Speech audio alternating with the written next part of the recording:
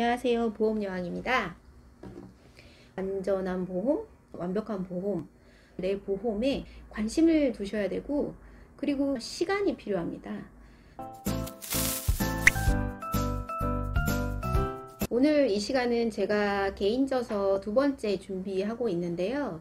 거기에서도 많이 어필하고 싶은 내용이기도 합니다.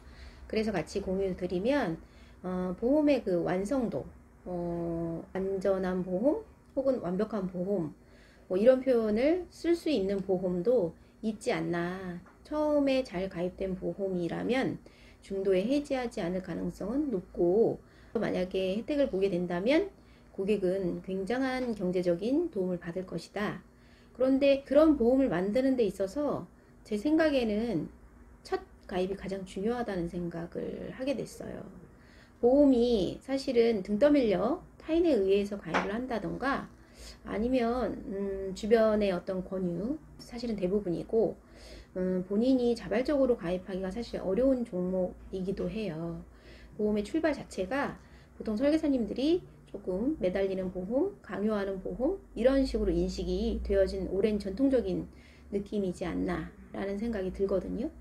제가 여러 차례 말씀드리지만 내 집을 마련하기 위해 일평생을 월급을 때로는 뭐 주식에 투자도 하고 재테크를 해가며 이런 돈에는 사실 크게 아깝다는 생각을 하지 않는데, 언제가 될지 모를 불투명한 미래에 눈에 보이지 않는 보험에 고정적인 지출을 한다는 것 자체를 조금 안 좋아하시죠.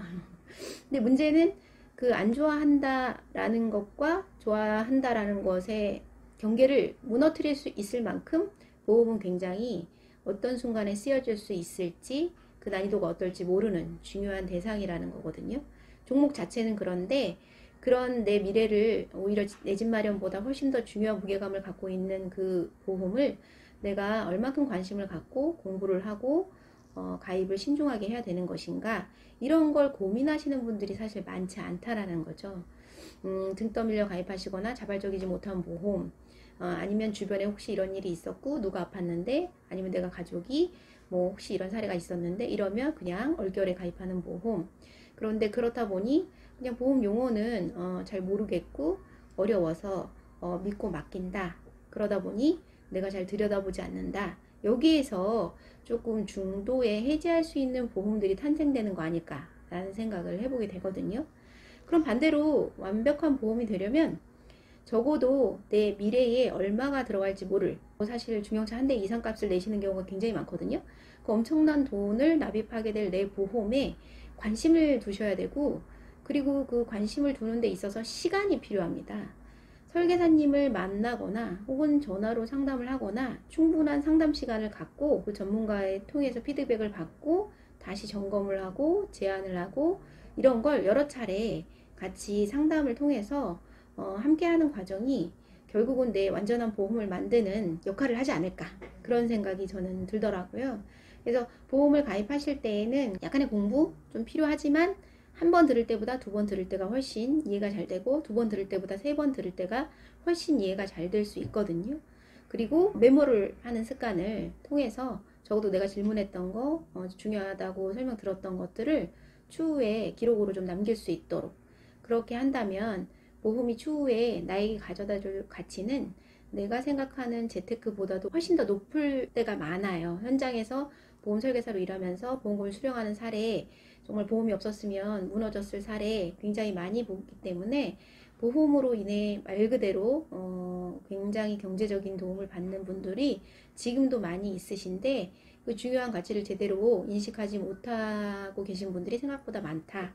그런 고객들에게 우리가 완벽한 보험을 해드리기 위해 설계사님들도 영업 목적으로만 보면 안 된다 라는 그런 기본적인 내용을 전달을 해드릴 거고요. 그러면 그 완벽한 보험에 가입을 하려면 우리는 어떠한 것을 알아야 하고 어떻게 해야 할까요? 상담 시간이 충분히 가져져야 된다고 앞서 말씀드렸잖아요. 왜 그런 시간이 필요한가, 이걸 고민해 볼 필요가 있거든요. 고객은 모든 상황이 다 다르잖아요.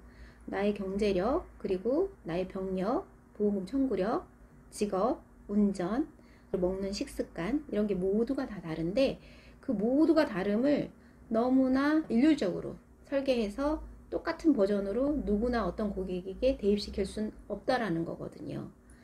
어떤 고객은 아버지, 어머니가 암이었을 수도 있고, 어떤 고객은 본인이 혈압이나 당뇨로 약을 복용할 수도 있고, 어떤 고객은 너무 건강하고 가족력이 없을 수도 있는데, 어떤 고객은 사무직처럼 반대로 어떤 고객은 현장직에서 조금 위험률이 높은 곳에서 일할 수도 있고, 어떤 고객은 큰 대형 버스 이런 걸 운전할 수도 있고, 이렇게 모두가 다 다른 상황, 이런 것들을 설계사님은 고객한테 묻고, 고객은 설계사님한테 얘기를 해주고, 그걸 바탕으로 보험의 설계에 대입을 해서 내가 오랜 시간 유지할 수 있는 보험이 만들어진다면, 그 근거로 접점이 만약에 내가 탈 수 있는 보험의 시간이 왔을 때 굉장한 시너지로 고객한테 도움을 줄 수 있지 않나, 이런 생각이 들거든요. 이런 일련의 과정들이 없이 그냥 10만 원의 보험을 맞춰주세요. 이렇게 고객이 말했는데 설계사님이 네, 알겠습니다 라고 한다면 설계사님은 어떻게 설계를 하게 되실까요? 그렇지 않은 분도 있지만 그냥 본인이 아는 정도의 선에서만 설계를 하게 되는 경우도 사실 많거든요. 그러면 그건 고객한테 맞춤으로 설계가 되었다고 볼 수는 없습니다.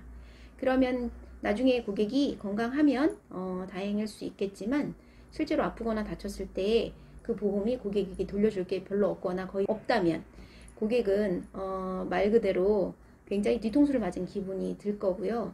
물론 고객이 원하는 대로 해서 설계사님이 해줬다라고 하면 할 말이 없을 수도 있겠지만, 사실은 사명감이 없다라는 생각도 저는 개인적으로 들거든요.